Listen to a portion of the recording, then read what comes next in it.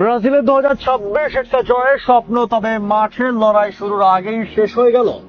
যে দলটিকে বিশ্বজুড়ে কোটি কোটি মানুষ ফুটবল ইতিহাসের সব থেকে সফল দল হিসাবে চেনে, সেই 5 বারের বিশ্ব চ্যাম্পিয়নদের নিয়ে এক বুক কাঁপানোর বার্তা দিলেন খোদ তাদের মাস্টারমাইন্ড কোচ কার্লো আনচেলত্তি।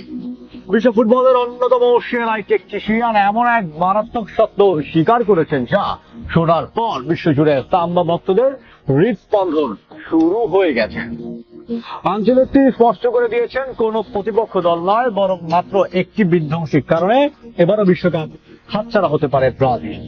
যেখানে সমর্থকরা অধীর আগ্রহে অপেক্ষা করছেন 24 বছরের খরা কাটানোর, সেখানে মাঠের লড়াইয়ে নামার আগেই কোচের এই নতি স্বীকার কেন? এটি কি কোনো মনস্তাত্ত্বিক চাল, নাকি সেলেসাও ড্রেসিং রুমের কোনো গোপন অন্ধকারের গল্প? আজ আমরা ব্যবচ্ছেদ করব কার্লো আনচেলত্তির সেই বিস্ফোরক সাক্ষাৎকার এবং উন্মোচন করব ব্রাজিলের হেক্সা মিশনের সব থেকে বড় অন্তরায় নেপথ্য কাহিনী, যেটা নিজের মুখেই স্বীকার করেছে কোচ আনচেলত্তি। ভিডিওটি শেষ পর্যন্ত দেখুন, কারণ আজকের এই বিশ্লেষণ কোটি ব্রাজিল ভক্তের চোখ খুলে দেবে। 2002 সালের পর থেকে দীর্ঘ 24 বছর পর ধরে বিশ্বকাপের সোনালী ট্রফিটা কেবলই দূর থেকে দেখছে ব্রাজিল। মেক্সিকো, কানাডা আর আমেরিকার মাটিতে এবার কি গুজবে সে আক্ষেপ? রিও ডি জেনেরিওতে ব্রাজিল ফুটবল ফেডারেশনের সদর দপ্তরে বসে পৃষ্ঠের এক ভিন্ন ও রহস্যময় ব্যাখ্যা দিয়েছেন ইতালিয়ান কোচ কার্লো আনচেলত্তি। তার মতে ব্রাজিলের সব থেকে বড় শত্রু মাঠের প্রতিপক্ষ দলগুলো নয়, ব্রাজিলের হেক্সা জয়ের পথে একমাত্র এবং সব থেকে বড় বাধা হলো তাদের নিজেদের ভেতরের অতিরিক্ত মানসিক চাপ।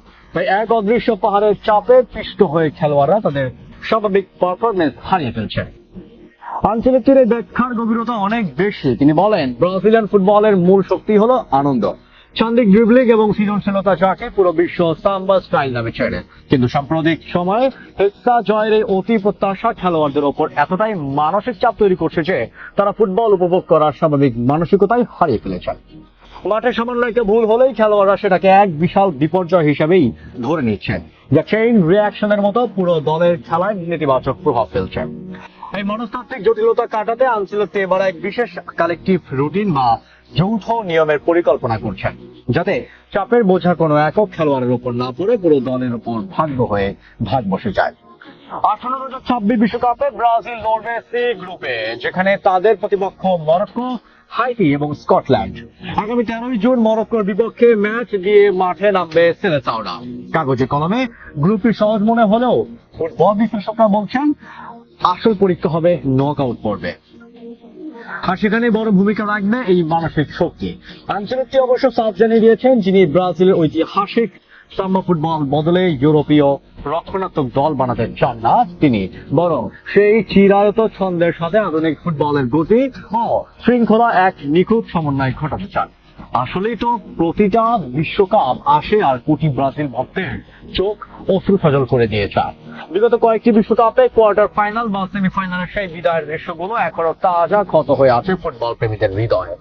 মাঠে যখন সাম্বা জাদুকররা অতিরিক্ত চাপের মুখে দিশেহারা হয়ে কান্নায় ভেঙে পড়েন, তখন টিভির ওপরে থাকা কোটি ভক্তের বুকটাও ভেঙে যায়।